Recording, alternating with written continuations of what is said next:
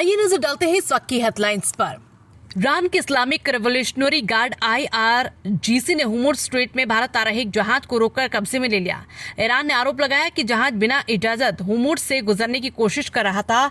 Liberia के flag वाला एपा मिनोडेस नाम का ये कंटेनर शिप गुजरात के मुंद्रा पोर्ट की ओर जा रहा था। ईरानी नौसेना के मुताबिक जहाज के नेविगेशन सिस्टम में छेड़छाड़ की गई थी, जिससे समुद्री सुरक्षा को खतरा पैदा हुआ। IPAC रेड मामले में ईडी की याचिका पर सुप्रीम कोर्ट में बुधवार को सुनवाई हुई। कोर्ट ने प्रवर्तन निर्देशालय ईडी की जांच के बीच सीएम ममता बनर्जी के दखल को गलत ठहराया। कहा, किसी भी राज्य का सीएम ऐसा करता है तो ये लोकतंत्र के खतरे में डालना है। जस्टिस कुमार ने कहा कि राज्य और केंद्र के बीच का विवाद नहीं। राजस्थान, मध्य प्रदेश, महाराष्ट्र, छत्तीसगढ़, उत्तर प्रदेश, पंजाब, हरियाणा, चंडीगढ़, ओडिशा और बंगाल पिछले 5 दिन से पारा 40 डिग्री सेल्सियस से 45 डिग्री सेल्सियस के बीच बना है। कई जगह हीट वेव का अलर्ट जारी है। छत्तीसगढ़ के बिलासपुर में तापमान 43.8 डिग्री सेल्सियस होने के बाद रेलवे प्लेटफॉर्म पर पानी की फुहारें छोड़ी जा रही है। कॉम्पिटिटिव परीक्षा का समय बदला गया। यूपी के 30 जिलों में लू का अलर्ट है। आगरा में ताजमहल पहुंचे 6 पर्यटकों की तबीयत बिगड़ी। प्रयागराज में पारा 44 डिग्री सेल्सियस के ऊपर है। आईवीआर कंपनी लेंसकार्ट के ड्रेस कोड को लेकर विवाद बढ़ गया। उत्तर प्रदेश, मध्य प्रदेश, महाराष्ट्र और छत्तीसगढ़ समेत कई राज्यों में प्रदर्शन हो रहे हैं। हिंदू संगठनों से जुड़े लोग 4 दिनों से कई शहरों के लेंसकार्ट स्टोर में जाकर कर्मचारियों को तिलक लगा रहे और कलावा बांध रहे। इसी बीच बागेश्वर बाबा धीरेन्द्र शास्त्री ने कंपनी के प्रमोटर से कहा, तू अपनी कंपनी लाहौर में खोल ले, भारत में काहे को मर रहा है? तेरा कक्का का भारत है क्या? हाँ, हमारे तो बाप का भारत है। चारधाम यात्रा के चौथे दिन बुधवार सुबह 8 बजे केदारनाथ धाम के कपाट विधिवत खोल दिए गए हैं। परंपरा के अनुसार सबसे पहले मंदिर के पूर्व द्वार को खोला गया और मुख्य पुजारी रावल और हकूकधारियों ने अंदर प्रवेश कर पूजा अर्चना शुरू की।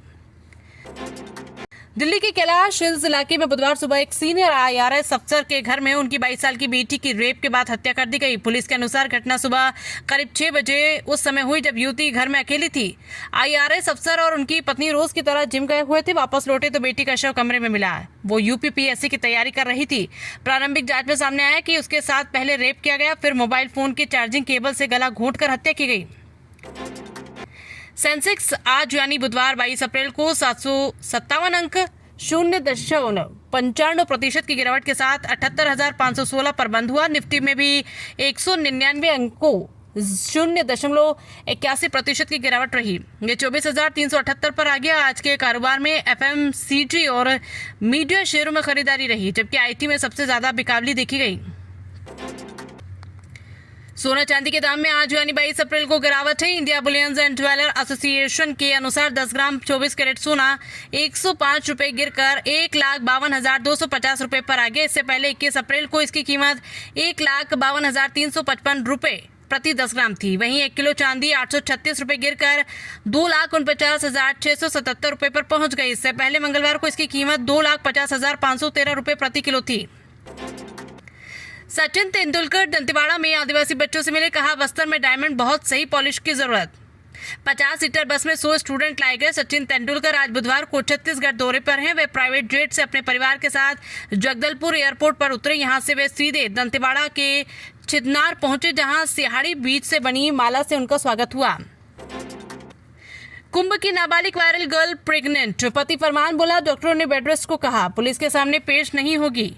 प्रयागराज महाकुंभ से सुर्खियों में आई वायरल गर्ल एक बार फिर चर्चा में। उसके पति फरमान खान ने दावा किया है कि पत्नी प्रेग्नेंट है। ऐसे में ना तो वो यात्रा कर सकती है और न ही पुलिस के सामने पेश हो सकती है।